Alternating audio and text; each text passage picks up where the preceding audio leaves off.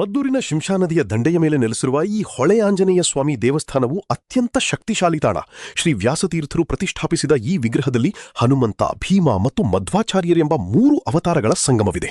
ಇಲ್ಲಿನ ₹1.25 ಹರಕೆ ಎಷ್ಟು ಶಕ್ತಿಶಾಲಿ ಗೊತ್ತಾ? ₹1.25 ಇಟ್ಕೊಂಡು ದೇವರಿಗೆ ಭಕ್ತಿಯಿಂದ 5 ಬಾರಿ ಪ್ರದಕ್ಷಿಣೆ ಹಾಕ್ತಾ ಹರಕೆ ಮಾಡಿಕೊಂಡ್ರೆ ನಮ್ಮ ಮನಸ್ಸಿನ ಆಸೆಗಳು ಖಂಡಿತ ಈಡೇರ್ತವೆ ಎಂಬುದು ಇಲ್ಲಿನ ಭಕ್ತರ ಅಚಲ ನಂಬಿಕೆಯಾಗಿದೆ.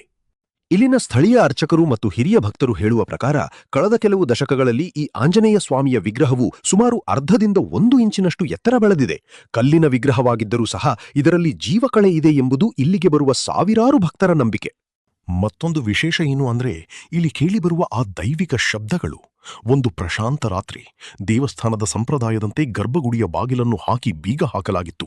ಒಳಗೆ ಯಾರೂ ಇಲ್ಲದಿದ್ದರೂ ಸಹ ಬಾಗಿಲಿನ ಒಳಗಿನಿಂದ ಘಂಟೆಗಳ ನಾದ, ಮೃದಂಗದ ಶಬ್ದ ಮತ್ತು ಶಂಖದ ಧ್ವನಿ ಕೇಳಿಬಂದಿದೆ ಎಂದು ಇಲ್ಲಿನ ಸ್ಥಳೀಯರು ಮತ್ತು ದೇವಸ್ಥಾನದ ಸಿಬ್ಬಂದಿಗಳು ಇಂದಿಗೂ ನೆನಪಿಸಿಕೊಳ್ಳುತ್ತಾರೆ.